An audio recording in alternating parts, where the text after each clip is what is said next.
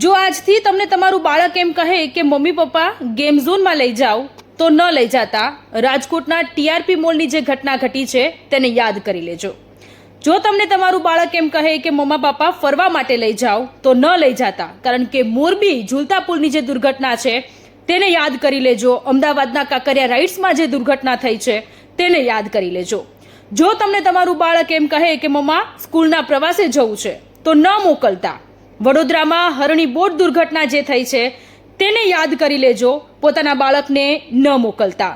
તમને તમારું બાળક એમ કહે કે અભ્યાસ માટે અમને ટ્યુશન જવું છે તો એમાં તો હું તમને ના નહીં પાડી શકું, પરંતુ એના માટે જ્યારે પણ તમારું બાળક જે પણ ટ્યુશન ક્લાસીસમાં જતું હોય છે એ ક્લાસીસમાં દર અઠવાડિયે એક વખત કોઈ પણ સ્કૂલના કોઈ પણ વિદ્યાર્થીના માતા પિતા ત્યાં ચેકિંગ કરવા માટે જાય કે ત્યાં કેવા પ્રકારની સુવિધાઓ છે, કોઈ દુર્ઘટના થાય તો કેવા પ્રકારની બચાવ કામગીરી કરવામાં આવી શકે છે. કારણ કે તક્ષશિલા કાંડ તો આપણને યાદ જ છે.